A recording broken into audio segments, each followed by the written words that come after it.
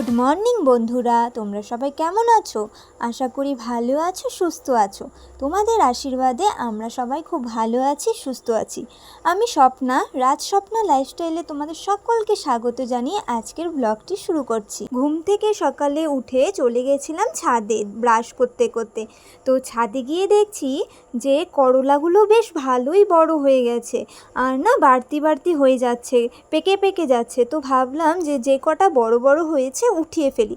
তো কয়েকটা হয়েছে বড় বড়, মানে বেশি না, এটা না মনে হয় কি জাতটাই না একটু ছোট আছে, হয় না ছোট আর বড় অনেক রকমেরই তো হয়, এটা হচ্ছে একটু ছোট ছোট আর কি। দেখো না ছোটোতেই পেকে যাচ্ছে। আর সব থেকে বড় কথা কি, এখানে না প্রচুর পরিমাণে রোদ পায় ওরা, তো একটুও ছায়া পায় না, সেই কারণে না গাছগুলো ভালোভাবে বেড়েও উঠতে পারে না। তাও যে এতটুকু যত্ন সহকারে যত্ন করেছি বলে যে এতটুকু হয়েছে, আমি এতেই অনেক খুশি। যতটুকু সময় আমি যত্ন করতে পারি অতটুকুতেই যা হয়েছে আমার তাতেই খুশি লাগছে আর কি। করলাগুলো তো উঠিয়ে নিলাম, এবার দেখছি লঙ্কা গাছেও কতগুলো লঙ্কা বেশ বড়ই হয়ে গেছে, তো সেটাও তুলে নিচ্ছিলাম। আগেও তোমাদের দেখিয়েছি, আমি কিন্তু আগেও 1-2 দিন লঙ্কা উঠিয়েছি, কয়েকটা করে বেশ ভালোই লঙ্কা হলো, বেশ ভালো লাগছে, বেশ খুশিও লাগছে দেখে যে হয়েছে। তারপরে দেখো এদিকে দেখছি একটা জবা ফুল ফুটেছে, আর এই জবা ফুলটা না খুব সুন্দর, কালারটাও যেমন সুন্দর লাল কালারের, সেরকম থোকা থোকা খুব সুন্দর জবাটা। আর একটা দেখছি কড়ি এসেছে, আর একটাও ফুল ফুটবে। দেখছো তো কত সুন্দর হয়েছে, দেখেই মন ভরে যাচ্ছে। আর এদিকে দেখছি একটা ছোট টমেটো গাছ ছিল, টমেটো গাছটা একদম মরা মরা হয়ে গেছে, কিন্তু তাতেও দেখছি একটা টমেটো হয়েছে, সেটাও তোমাদের দেখালাম। আর এদিকে অনেক রকমের ফুল আছে সেগুলোতেও ফুল ফুটেছে, যেমন নয়নতারা, টাইম ফুল, ওগুলোও তো খুব সুন্দর সুন্দর হয়েছে। আর এই দিকে দেখছো এটাও কিন্তু চন্দ্রমল্লিকা, এটা কিন্তু 3 বছর হলো এই গাছটার বয়স, 3 থেকে 4 বছর। ওই গাছটার থেকে যে আমি কতগুলো গাছ বসিয়েছি তার কোনো ঠিক নেই। একটা গাছ এনেছিলাম, সেই একটা গাছ থেকে আমি প্রত্যেক বছরে 2-3টে করে গাছ পাই। তো ওই গাছটা আমি এখনও উঠাইনি, এই গাছটাকে আমি অনেক যত্ন করি যাতে পরে ও আরও ভালো হয়। কিন্তু না এখন রোদের কারণে দেখছি ও একটু কেমন যেন হলদে হলদে হয়ে গেছে, খুব খারাপ লাগে দেখে, কিন্তু কি করব বলো, এতটাই গরম আমাদের রোদ আর কি। আমাদের ছাদের উপরে একটা গাছ নেই তো বড় বড় চারপাশে, খুব রোদ পড়ে, সেই কারণে না গাছগুলো না কীরকম যেন হয়ে যাচ্ছে, খুব খারাপ লাগে আমার। এত যত্ন করি তারপরেও যখন দেখি যে এরকম হলদে হয়ে গেছে তখন না খুব কষ্ট লাগে। দেখো বন্ধুরা, এখন তো আমি ছাদের থেকে চলে এসেছি, ছাদের থেকে এসে আমি প্রথমে বাড়ির মেন গেটের দরজাটা না খোলা হয়নি, সেটাই আগে খুলে নিলাম। খুলে এখন চলে এসেছি ঘরগুলো ঝাড়ু দিতে। তো প্রথমে আমি আমার ঘরটা ঝাড়ু দিয়ে নিলাম, ঝাড়ু দিয়ে এখন চলে গেছিলাম মার ঘরটা ঝাড়ু দিতে। তো মার ঘরটাও ঝাড়ু দেওয়া হয়ে গেল, ঝাড়ু দিয়ে এখন চলে এসেছি একটু প্যাসেজটাকেও ঝাড়ু দিয়ে নিচ্ছি। সব কিছু এখন পরিষ্কার করে ঝাড়ু টাড়ু দিয়ে নিব, তারপরে অন্য কাজ করবো, আগে ঝাড়ুটা দিয়ে নিই। তোমাদের তো দেখালামই, উপরে ছাদে গিয়ে না আমার মনটা বেশ খুশি খুশি হয়ে গেছিলো, কারণ কি অনেকগুলো লঙ্কা হয়েছে, আজকে আবার অনেকগুলো ফুলও ফুটেছে নতুন নতুন, খুব সুন্দর, খুব ভালো লাগছিল। তো ওখান থেকে তো চলে আসলাম, চলে এসে তো কাজ করতে লেগে গেছি। আর এদিকে দেখো তোমাদের সাথে কথা বলতে বলতে ঘরটা ঝাড়ু দেওয়া হয়ে গেল, বাইরেও ঝাড়ু দিয়ে নিয়েছিলাম, ঝাড়ু দিয়ে এখন হচ্ছে একটু জল দিয়ে দিলাম দরজার সামনে আর কি, দরজার সামনেটা আর মুছা হলো না তো এখন, সেই কারণে আমি কি করলাম শুধু সামনে একটু জল দিয়ে দিলাম, পরে যদি সময় পাই তাহলে পরে মুছে নেব, কারণ কি রান্নাটা আগে বসাতে হবে। তারপরে ওটা করে আমি চলে গেছিলাম স্নান করতে, স্নান সেরে এখন আমি চলে এসেছি রান্নাঘরে। আর কি বলো তো, যত্ন সহকারে কিছু করলে যদি ফল পাওয়া যায় না তাহলে খুবই ভালো লাগে, এটাই হচ্ছে আসল কথা। আমি তো যতটুকু সময় পাই ওই গাছগুলোর পিছনে একটু যত্ন করি, জল দেওয়া থেকে শুরু করে সব কিছুই করি।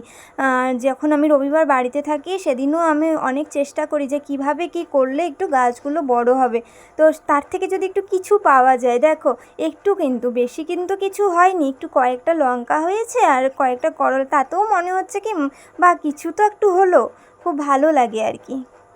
দেখো তোমাদের সাথে কথা বলতে বলতে ভাতের জলটা বসিয়ে দিয়েছিলাম, তো এখন দেখছি ভাতের জলটা গরম হয়ে গেল, তো আমি ওখানে চালটা দিয়ে দিলাম। তো দেখতে পাচ্ছ ভাতটা বসানো হয়ে গেল।